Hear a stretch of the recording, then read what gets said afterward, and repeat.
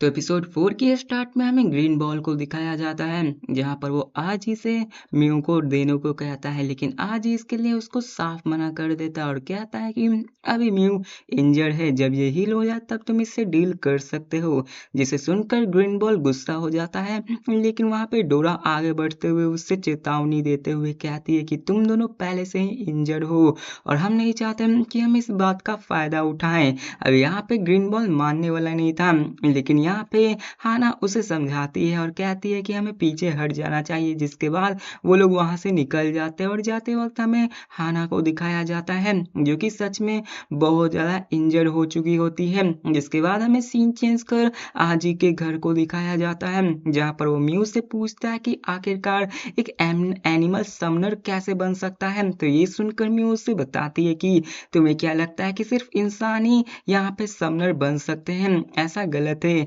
यहाँ तक कि जानवर भी समनर हो सकते हैं, जैसे कि कोई बड़ा हाथी ले लो या फिर कोई छोटा सा कछुआ ही या फिर कोई रेंगता हुआ कीड़ा ही, वो भी समनर हो सकता है। लेकिन इसी बीच हमें यहाँ पे उसके भाई को भी दिखाया जाता है जिसके बारे में वो याद कर कर वो सैड हो जाती है। तो आज ही उससे पूछता है कि क्या तुम अपने भाई के लिए यहाँ पर आई हो? तो वो सुनकर वो कहती है कि हाँ, यहाँ पर वो अपने भाई को ही ढूंढने के लिए आई है। यहाँ पर वो अपने भाई के ट्रेजेस को महसूस करते हुए आ चुके हैं इस दुनिया में। यहाँ पे समझ लो समनर्स जितने भी होते हैं स्पिरिट्स, वो अलग ही दुनिया के आए हुए होते हैं और म्यू भी उसी अलग दुनिया से आई हुई होती है। और वो ये भी कहती है कि वो अभी तक उसे मिला नहीं, जिसे सुनकर आज ही उसे टेंशन न लेने को बोलता है। जिसके बाद हमें आज ही के घर के बाहर का सीन दिखाया जाता है जहाँ पर हमें पता चलता है कि एक क्रो ने उसके ऊपर नजर बनाए रखी थी और ये कोई और नहीं म्यू का ब्रदर ही होता है, इटाची उचिहा। जिसके बाद हमें सीन कट कर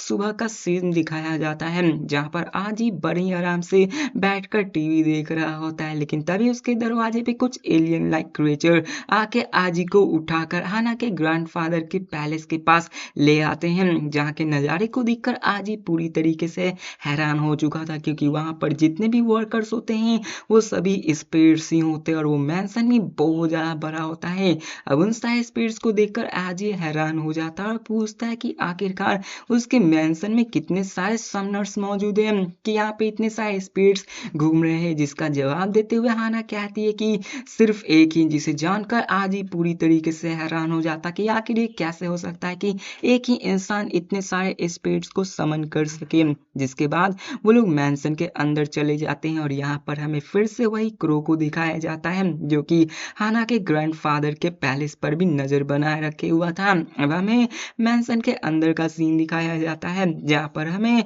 वॉचर्स के फर्स्ट लीडर का भी सीन दिखाया जाता है जो कि असल में एक लेडी होती है। अब वॉचर्स उन्हें कहा जाता है जो सी सबको प्रोटेक्ट करते हैं और बेसिकली अच्छे लोग होते हैं, और इनके विपरीत आते हैं डिस्ट्रॉय जो कि सबको मारते हैं, जो कि सब चीजों को डिस्ट्रॉय करते हैं। अब इसके बाद वो लोग आगे जाने लगते हैं, लेकिन तभी आजी को महसूस होता है कि वही स्टैचू उसे अपने पास बुला रही है उसके नाम को पुकार कर। जिसके बाद उसकी कॉन्शियसनेस अलग ही जगह चली जाती है जहाँ पर उसे कोई लेडी वेव कर रही होती है और वो आगे जाने ही वाला होता है, लेकिन तभी डोरा उसे रोक देती है और उसे होश में ले आती है। अब ये स्टैचू वाली लेडी कौन है ये हमें आगे पता चलेगा। जिसके बाद वो लोग सभी हाना के ग्रैंडफादर के पास जाते हैं जहाँ पर हाना के ग्रैंडफादर आजी का स्वागत करते हुए कहते हैं कि तुम सबको मैं नहीं लेने आ पाया, इसके लिए मुझे खेद है। जिसके बाद हाना के ग्रैंडफादर हाजी पर अपने पावर को यूज करते हैं ताकि वो उसे बैठा सके, जहाँ पर उनकी पावर को देखकर आजी पूरी तरह से हैरान हो चुका था क्योंकि वो उसके अलग ही लेवल पे होते हैं और वो बहुत ही पावरफुल होते हैं। जिसके बाद हमें हाना के ग्रैंडफादर को दिखाया जाता है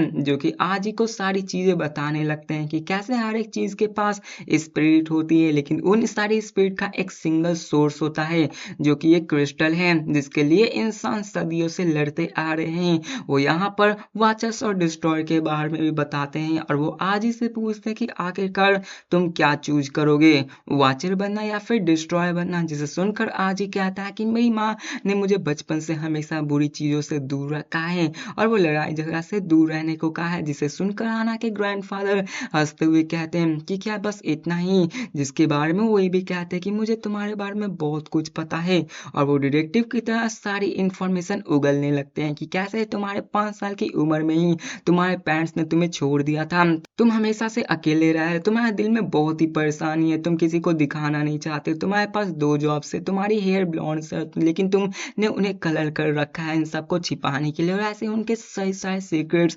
उगलने लगते हैं, जिसके बाद वो आजी की तरफ देखते हुए कहते हैं कि तुम्हें नहीं लगता कि अचानक से एक गॉडेस का जो कि बस एक रामेन से ही तुमने जगा दिया, क्या तुम्हें सच में लगता है कि कभी ऐसा कुछ हो सकता है? जिसके बाद वो ये भी कहते हैं कि तुम्हारे पेरेंट्स, तुमने क्या उनके बारे में सोचा है? और ये डोरा, तुम जानते हो ये कौन है? जिसे सुनकर आज भी पूरी तरीके से हैरान हो जाता है और थोड़ा सा कंफ्यूज भी हो चुका था, क्योंकि यहाँ पे जो भी वो कह रहे थे वो कुछ ना कुछ सेंस हो रहा होता है, क्योंकि एक रामेन की वजह से किसी गॉडेस का जाग जाना ये कोई कोइंसिडेंस नहीं हो सकता है। और यहाँ पर दिखाया जाता है कि वो ये भी कहते हैं कि तुम्हारे पास वॉलेट है जिसमें तुम्हारे मदर और फादर की पिक्चर है, लेकिन उसमें फादर की पिक उसमें से फोटो कटी हुई है। अब ये सारी बातें सुनकर डोरा उनसे कहती है कि बुड्ढे हैं, तुम तो बहुत अच्छा कहानी बनाने लगते हो। जिसके बाद वो यहाँ पे आजी के वॉलेट को निकाल कर चेक करने लगती है, लेकिन जैसे ही वो देखती है वहां पर सच में आजी के पेरेंट्स की तस्वीर होती है, जिसे देखकर वहां पे वो सभी हैरान हो जाते हैं। जिसके बाद आना के ग्रैंडफादर म्यू की तरफ देखते हुए भी कहते कि मैं भी जानता हूँ तुम यहाँ पर क्या करने आई हो, और वो उसके भाई के बारे में भी बताते हैं कि कैसे वो डिस्ट्रॉयर के ग्रुप में शामिल हो चुका है और वो भी बहुत ही पावरफुल हो चुका है। अब ये सब सुनकर हाना अपने ग्रैंडफादर को बीच में ही टोकते हुए कहते हैं कि बहुत हो गया, आपने तो कुछ ज्यादा ही इन सबको सदमे में डाल दिया। जिसको देखकर यहाँ पे हाना के ग्रैंडफादर भी फुल स्टॉप करते हैं और वो लोग मस्ती मजाक करने लगते हैं। अब इसके बाद थोड़ा टाइम और बीत जाता है, लेकिन हमें सीन चेंज कर एक अपर मून का सीन दिखाया जाता है, जहां पर न जाने कहां से एक पोर्टल अपीयर होता है और उन सब पे अटैक हो जाता है, जिसको कि हाना के ग्रैंडफादर ने उस अटैक को बड़ी आसानी से रोक लिया होता है। लेकिन इस अटैक में उनके मैंसन का बहुत बड़ा हिस्सा तबाह हो चुका होता है और हमें पता चलता है कि वो असल में एक डिस्ट्रॉयर है जो कि इनको मारने के लिए आए हुए होते हैं। अब वो डिस्ट्रॉयर को दिखाया जाता है जो कि असल में एक बेन 10 के फेमस एलियन के विलन के जैसा ही होता है। कौन है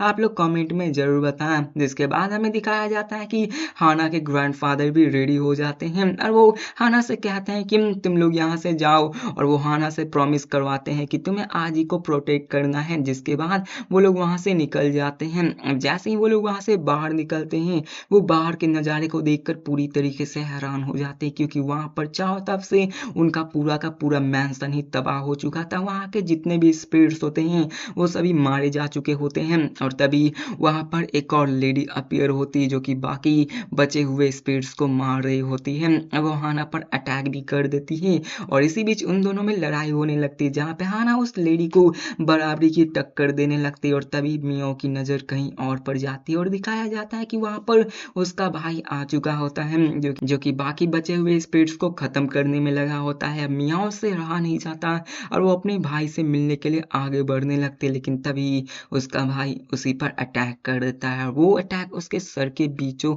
बीच आर पार चला जाता है। और इसी के साथ ये एपिसोड भी खत्म हो जाता है। तो मिलते हैं नेक्स्ट वीडियो में और देखते हैं क्या मियाओ इस अटैक से बच पाती है और या फिर नहीं, और क्या वो लोग यहाँ से निकल पाते और या फिर नहीं। तो मिलते हैं नेक्स्ट वीडियो में, तब तक के लिए बाय।